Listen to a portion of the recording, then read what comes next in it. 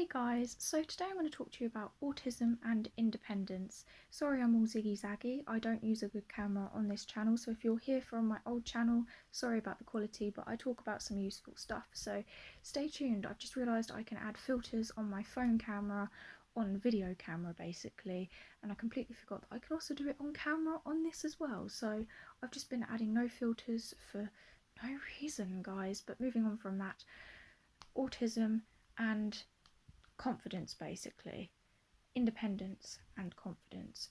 So us with autism, we really struggle with being independent, and there are many reasons for this. So one of the reasons are when we go out and about by ourselves, we get highly anxious, most of us. So things like crossing the road when there's too much noise going on can really be distracting, and sometimes it can be so distracting that we don't even focus on the road, we just want to get straight across. And sometimes that can be very dangerous because we don't look left and right because we get too anxious and worked up, and we think that we can go by things like our sound of hearing just alone, like, so we don't have to like move our head about to make even more stimulation go on and make more anxiety build up, if that makes sense. I don't know if anyone else can relate to that, but I know that me personally, I really struggle with going across the road with noisy traffic going on and lots of things happening, especially when I've got to listen out and look around as well. So I personally find it easier just to listen for the traffic and then cross the road that way when it's not a good thing to do. So if you're young and watching this, definitely don't do that. Like, look left and look right, make sure nothing's coming, and then cross the road. I'm bad, I don't look left and right. I literally just cross the road at my own risk, listening to it, because my tension gets so bad in my back that when I turn my head it twitches because of all the loud noises and everything. Makes me really anxious. So things like crossing the road, yeah, I struggle immensely with. Also, we struggle with fast movements, some of us. So when people are going past, there's names for this, by the way. It's like all sensory stuff, sensory issues. So things like people walking fast, too fast past us, and like things just happening too fast, and we can't keep up with it, and it stresses us out. So things like going to, say, watch a race or something, there's too much going on and you can't even focus. It can send us into a meltdown, it can send us into a shutdown. I get shutdowns more than I do things like meltdowns. Shutdowns are basically where we just can't take any more and we just don't talk, we just we go off into our own little world, into our comfort space.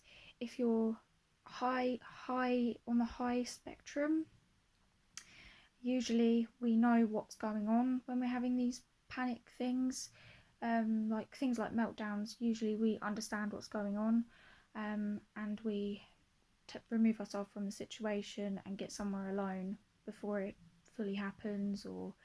But most of the time I personally know what's going on when I'm having those things, whereas somebody on the low end, the really low end, won't know at all what's going on when they're having meltdowns, shutdowns, things like that. We struggle to understand our emotions,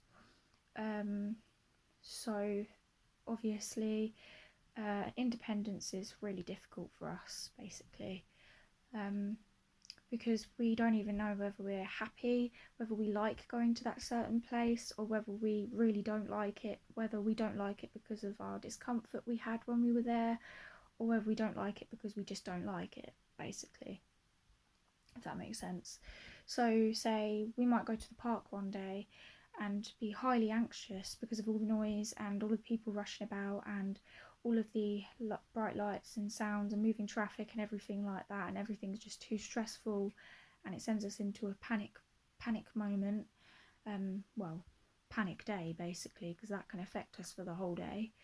And we might get that confused with we just don't like that place in particular, when actually that place is usually okay. It's not too much going on usually, but because that happened to us once, we don't want to go there again. So we can like avoid places where we had a meltdown, or got overly stimulated by the sensory input. so we might avoid going there again. Independence is difficult, especially when you know, suffer from anxiety, which most of us on the spectrum do, because obviously when there's too much sensory stuff going on, we get so overwhelmed, and it sends us into all kinds of different things like meltdowns, shutdowns, you know, panic attacks. So I'll give you an example. When I went to college, I everything was too much that day. The teacher told me I'd done my work wrong and I had to redo it all again, and that stressed me out, just that alone. I'm pretty sure we had to sell a load of flowers that day as well, which also stressed me out. Recently, like around that time recently, we had a supply teacher, and that obviously stressed me out a couple of days before. Things built up basically, and on this particular day, I had to leave. I just walked out, didn't let the teacher know I was going. I walked out, my friends followed me, and they said, "Would you like us to like tell the teacher that you've gone home?" Like, I said, "Yeah, could you just let her know that like it was too overwhelming for me today," basically. Cat. Oh, it's the cat. So yeah, I had to let her know, like I had to get them to let her know, because I couldn't face going back in that bright room with the loud noises, all the people. I couldn't face going back in there, so I just walked out, and walking out was horrible. Everything was so intensely bright. Anyone that walked past me like just made me like shake, because I got worried that they'd think I looked weird. It was like my mind was going like really fast. The noises were really bad, and particularly when I was crossing the road, the traffic was extremely loud that I just burst out into tears. I had basically a meltdown and a breakdown at the same time, basically. Oh, the cats. Oi! Oi! Oi! My mum's on the toilet. Yeah, the cat's like scratching at the door because it wants to come in, and it's really early, like I haven't slept yet. And my mum doesn't know I haven't slept yet. She'll be like, "Pulse, what are you doing? I've been awake, like it's 7 a.m. Oh well, I've got all day to sleep." She knows that I'm a day sleeper. Like, also, like, we struggle with our routines, so that can make independence a real issue as well. Because when we get up, sometimes the world isn't up when we're up, or we're just so exhausted from lack of sleep that we can't function the way that other people can. But that can just happen to any insomniac, not just people that are on the spectrum. So, but sleep definitely contributes to independence with autism. So I really don't have too much more to say, other than just normal things that we don't like restaurants, for instance. Some of us can't cope with the food that we're obliged to order. Some of us don't like eating in front of people. Some of us just genuinely feel sick with different tastes and textures, and we have to have certain foods. Like me, the go-to food for me is chips when I'm out, like, or spaghetti, but that's rare, like, because of the taste and the texture, mainly the texture. I will usually just order something bland like chips or crisps, or, you know, just not like just chips and Coke, basically. Chips and a drink of Coke.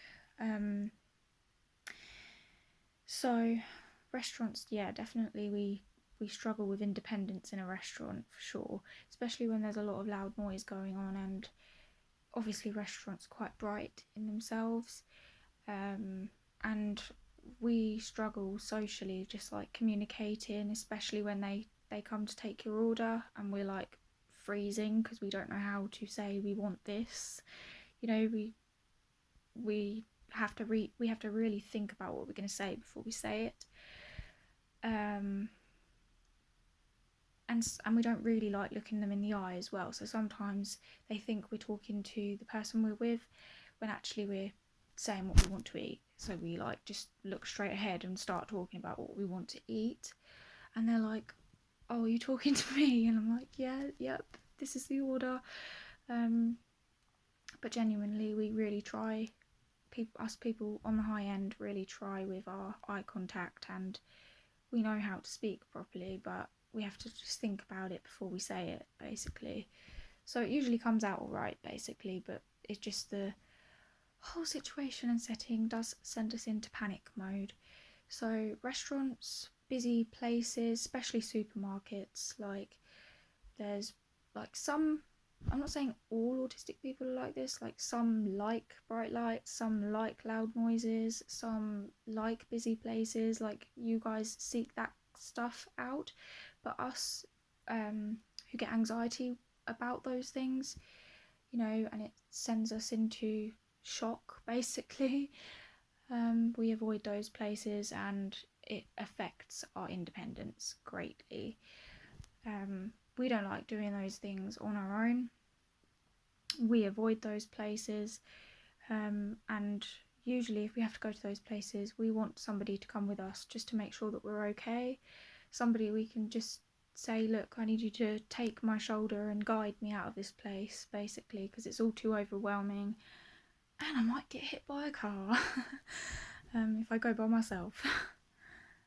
So yeah, we like to know what exactly is happening the next day, because we want to know if we need somebody there or if we need to cancel it, basically. I don't like doctor's surgeries. I know it's quiet in there, but the lights and the fact that you're waiting on the doctors to call you in panics me a lot. And also you don't know who's going to come through the door. You don't know how loud they're going to be, what they're going to talk about. And you end up just picking up on everyone's conversations all at once sometimes, and it's just quite overwhelming. And a lot of the time, if you take somebody with you into a place like that, they're always telling you to like look at those people, like, oh, look at that baby, or look at that lady, like she has such lovely hair, and you're having to constantly like look around, and you're scared you're going to catch eye contact, or you're scared that they'll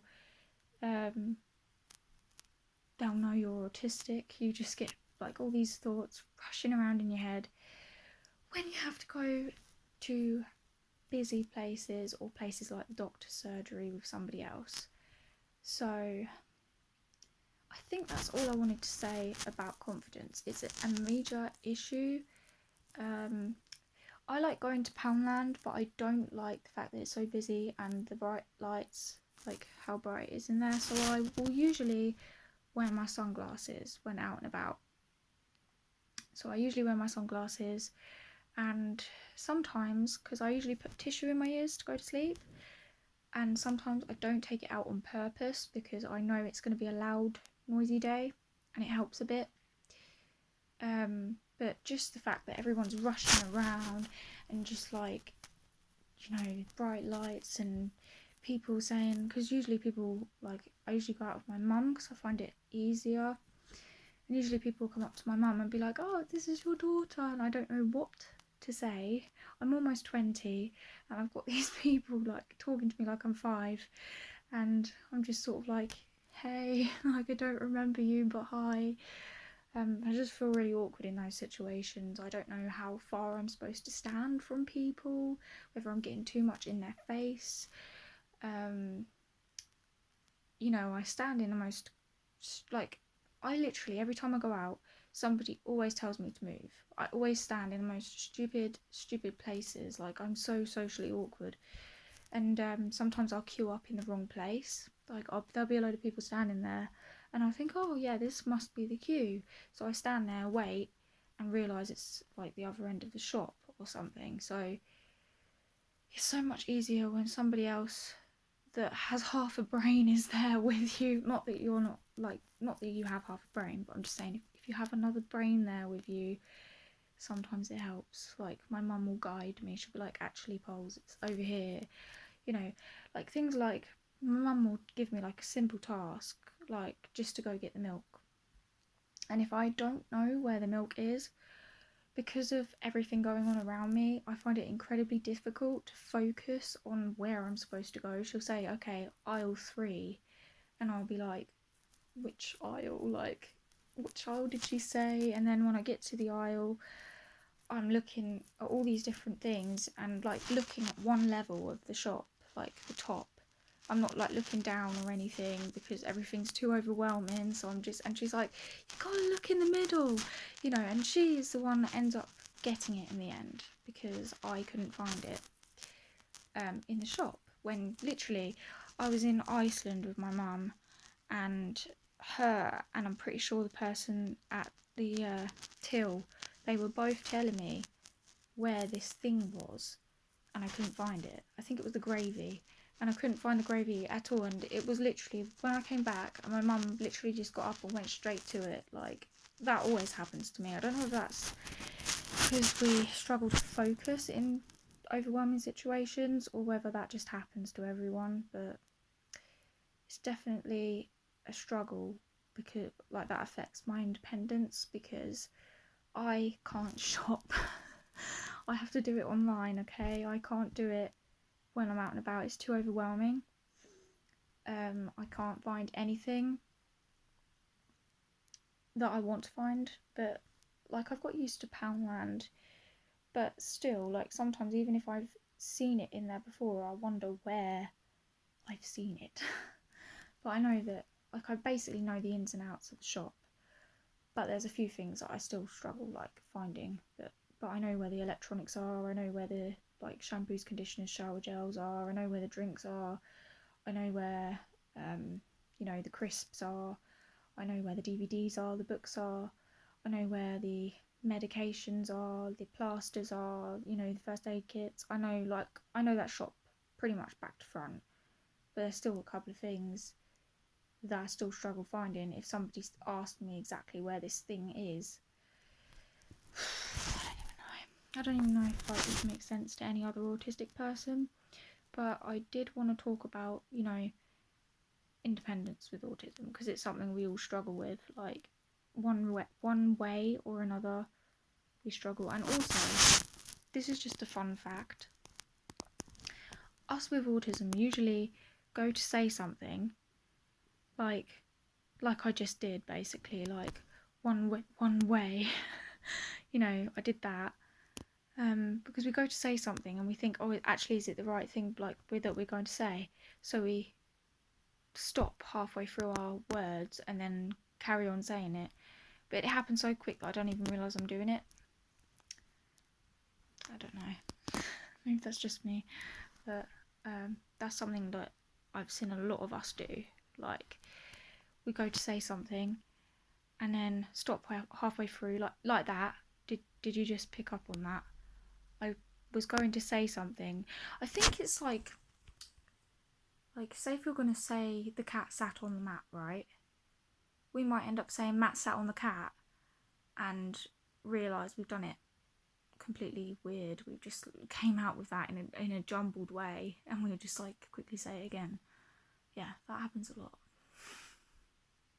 I don't even know, but I'm gonna go, and if you guys want me to talk more about independence for autism, let me know. And if you want me to talk about any kind of other social issue that we struggle with, let me know, because I'm pretty much an expert on this shit now. Like, I've struggled with everything in the books.